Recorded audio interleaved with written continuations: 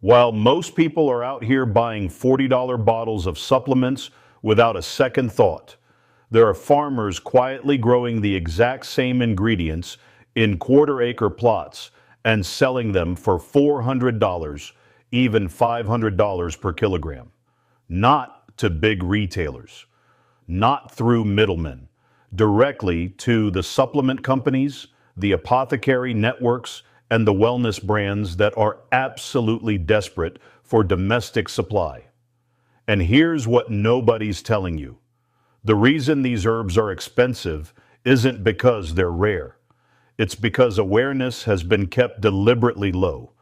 Think about this for a second. The pharmaceutical industry is built on patents. You cannot patent a plant. You cannot own a herb that grows freely in American soil. But you can absolutely profit from a population that doesn't know it exists, doesn't know how to grow it, and keeps buying imported capsules from a supply chain nobody can trace. That's the system. And today we're pulling the curtain back on it. We're covering 7 medicinal herbs that command premium prices, have documented research behind them, and are being grown commercially by almost nobody in this country right now. That gap between demand and domestic supply is exactly where the opportunity lives. Herb number 3 has been studied in cancer research contexts and sells for $500 per kilogram, with virtually zero American farmers cultivating it. Herb number 7 is so historically controversial that certain countries have moved to regulate it, yet it is completely 100% legal to grow in your backyard right now, and it commands up to $500 per kilogram from specialty herbal suppliers who can barely find enough of it. Before we get into it, hit that subscribe button right now and drop a comment telling me what your relationship with natural medicine looks like. Are you a grower, a consumer, or someone who's just starting to ask questions? I read every single comment because we're building something here. A community of people who are done outsourcing their health and their wealth to systems that profit from keeping them dependent. Let's change that, starting now. $200 to $400 per kilogram for a root that most American farmers have never even considered planting. Let that number settle for a moment. Rhodiola Rosea is one of the most extensively studied adaptogens on the planet, with clinical research backing its use for fatigue reduction, stress resilience, and cognitive performance. Scandinavian athletes have used it for decades. Soviet-era research programs investigated it seriously. And right now, the supplement industry sources almost all of it from Siberia and the Nordic countries because domestic supply is essentially non-existent. Here's where it gets interesting for you. Rhodiola thrives in cold climates and high altitudes. The northern states that struggle most with conventional agriculture, the ones where corn and soy margins are brutally thin, are precisely the environments where rhodiola performs best. You're not fighting your climate. Your climate is your competitive advantage. It's a hardy perennial, meaning one planting creates a renewable harvest for years. And supplement companies are actively searching for verified domestic sources because import logistics are expensive, slow, and riddled with quality control problems that a domestic grower simply doesn't have. Think of it as the root that turns cold winters into cash. Now let's talk about skullcap. And this one carries an irony that should genuinely frustrate you. Walk into any health food store right now and you'll find dozens of anxiety and sleep supplements with Scutellaria lateriflora on the label, selling for $30, $40, $50 a bottle. The raw dried herb commands $150 to $300 per kilogram at the wholesale level, and almost none of it is grown domestically. Here's the part that makes this even more remarkable. Skullcap is a native North American plant. It evolved on this continent. It belongs here. Yet we import it anyway. And the adulteration and mislabeling problems in imported skullcap are documented and serious enough that buyers are actively seeking growers they can trust. You could be that grower. If you've ever bought a sleep supplement without thinking about where the herbs inside actually came from, drop that in the comments right now, because what's coming next changes everything. I told you at the start we would get to the $500 per kilogram plant. Here it is, bloodroot, Sanguinaria canadensis, a small white-flowered native plant that grows quietly on the shaded forest floors of eastern North America. Most people walk right past it. The farmers who know what it is and grow it carefully are selling it for $400 to $500 per kilogram to herbal suppliers who cannot get enough of it. Here is why the price is so high. Almost all commercial bloodroot supply comes from wild harvesting. People go into forests and dig it up by hand. That is not a sustainable system, and the market knows it. Wild populations are under pressure. Buyers are nervous about supply. The door for domestic cultivators is wide open right now, and almost nobody is walking through it. The research history here is real, and it matters. Bloodroot contains sanguinarine, a compound that has been studied seriously in oral health research and investigated in cancer research contexts by scientists who recognized its powerful biological activity.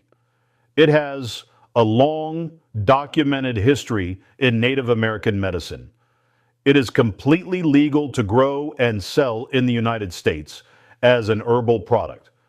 The reason most people have never heard of it has nothing to do with whether it works. It has everything to do with the fact that a plant growing in your backyard cannot be owned, cannot be patented, and cannot generate the kind of profits that keep pharmaceutical shareholders happy.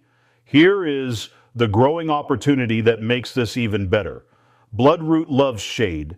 It grows beautifully in woodland edges and under tree canopy, which means land that does nothing for conventional farming becomes a premium production environment. It is slow to establish, which is exactly why prices are high and why the growers who start now will be years ahead of anyone who waits. Think of it as the flower that Wall Street studied and then decided you should never know about. Hit that like button if bloodroot surprised you, because herbs 6 and 7 are still coming. And I promise you the back half of this list gets even more interesting. Motherwort sounds like something your grandmother kept in a small glass jar at the back of her medicine cabinet. And here is the thing. She was smarter than the entire supplement industry gives her credit for. Leonuris cardiaca has been used in European and Asian herbal traditions for centuries, valued specifically for cardiovascular support and hormonal balance. Modern research is catching up to what traditional herbalists already knew, and the women's wellness market, one of the fastest growing segments in the entire supplement industry, right now is actively seeking herbs like motherwort as consumers move away from synthetic hormone interventions toward plant-based alternatives. The dried herb sells for $100 to $250 per kilogram at wholesale. Commercial cultivation in North America is virtually non-existent. That is not a warning. That is an invitation. And here is the growing detail that makes motherwort genuinely exciting from a production standpoint. Once established, it grows aggressively. It wants to spread. It rewards almost any grower who gives it decent soil and reasonable sunlight with yields that justify every dollar of that wholesale price. Low maintenance, high output, wide open market. Think of it as the herb the wellness industry hasn't discovered yet, but absolutely will. Now, blue vervain, Verbena hastata. And this one comes with a story that perfectly captures everything wrong with how the supplement industry is currently structured. Right now, premium apothecary brands are selling blue vervain tinctures for $40 a bottle. The raw dried herb that goes into those bottles commands $150 to $280 per kilogram at wholesale. The farmers supplying that raw material, almost exclusively small-scale wild harvesters working inconsistent, unsustainable patches. The commercial cultivation infrastructure simply does not exist yet. Blue vervain sits directly at the intersection of two of the fastest growing herbal categories: nervous system support and post-pandemic stress recovery. Demand is climbing, supply is fragile. That gap is where growers who move now will build something genuinely valuable. If you have ever felt like the supplement industry profits from problems it could help people solve, stay with me, because herbs 6 and 7 are going to make that feeling very specific. Walk into any health food store in America right now and find the adaptogen section. Pick up almost any energy or endurance formula on that shelf. There is a strong chance Eleuthero is in it. Eleutherococcus senticosus, commonly called Siberian ginseng, is one of the most widely sold adaptogenic herbs in the American supplement market. It supports stamina, stress resilience, and immune function, and the research behind it is substantial and decades deep. The price for quality dried root sits at $200 to $350 per kilogram, and virtually every gram of it is coming from Russia and China. That supply chain looked unreliable 5 years ago. Today, it looks genuinely fragile. Supplement companies know this. Buyers know this. And the domestic growers who have quietly established Eleuthero plots in the northern and eastern United States are already fielding calls from formulators who want verified American origin material and are willing to pay for it. Eleuthero is cold hardy, low maintenance once established, and patient, exactly the kind of perennial that rewards growers who think in years rather than seasons. Eleuthero is the adaptogen quietly making money for the farmers who figured it out early. Now, let's talk about herb number 7. I told you at the start that this one was controversial. I told you certain countries have moved to regulate it. Here is the truth about rue. Ruta gravolens has one of the longest and most documented medicinal histories of any plant in Western herbalism. Ancient Greeks used it. Romans cultivated it extensively. Shakespeare referenced it by name. European folk medicine built entire frameworks around it. And today, specialty herbal suppliers are paying $300 to $500 per kilogram for quality dried rue from the very small number of domestic growers producing it commercially. The compounds in rue have been studied for effects on circulation, eye health, and antimicrobial activity. It requires knowledge and respect in handling, exactly like dozens of other powerful medicinal herbs that nobody questions. It is completely legal to grow in the United States.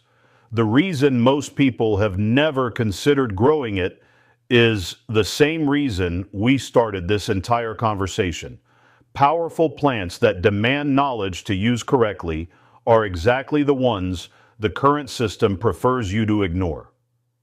Rue has been quietly valuable for 2,000 years, surviving empires, surviving prohibition attempts, and surviving the pharmaceutical era with its potency completely intact. Think of it as the herb that outlasted every system that tried to suppress it. and is still waiting for the growers smart enough to take it seriously. Here is what this video was really about. It was never just about 7 plants. It was about a question that the supplement industry, the pharmaceutical model, and the modern agricultural system would all prefer you never ask. Who gets to profit from what grows in the earth? Right now, the answer to that question is import brokers, retail conglomerates, and supplement brands building $40 bottles from ingredients that cost them almost nothing because domestic growers are not in the game yet. That answer is not permanent. It is only true because the knowledge gap has been wide enough to keep most people out. That gap is closing, and the growers who move while it is still open are the ones who will look back on this moment as the turning point. None of this requires hundreds of acres. Bloodroot thrives in shaded woodland edges that conventional agriculture ignores completely. Motherwort spreads aggressively in ordinary garden soil. Skullcap grows natively on this continent and has been doing so for thousands of years without any help from industrial farming. The land requirement is low. The capital investment is modest. The knowledge barrier, which you have just lowered significantly in the last several minutes, is the real moat protecting the growers already inside this market. But here is the shift that matters more than any price per kilogram figure shared today. The people watching this video are not passive supplement consumers. You are potential cultivators. That identity change from customer to grower, from dependent to sovereign, is worth more than every dollar amount mentioned in this entire video combined. In the next video, we are going inside the actual buyer networks, the wholesale directories, the apothecary sourcing communities, and the supplement formulators who are actively posting right now looking for domestic herb growers they can build long-term relationships with. You will want to be there for that one. If this video changed how you see the land around you, hit that like button. Tell me in the comments which of these 7 herbs you are most serious about growing. Subscribe and ring the bell because the next video is where this becomes a real business plan. This is Golden Garden Vault. Stay curious, stay sovereign, and I will see you in the next one.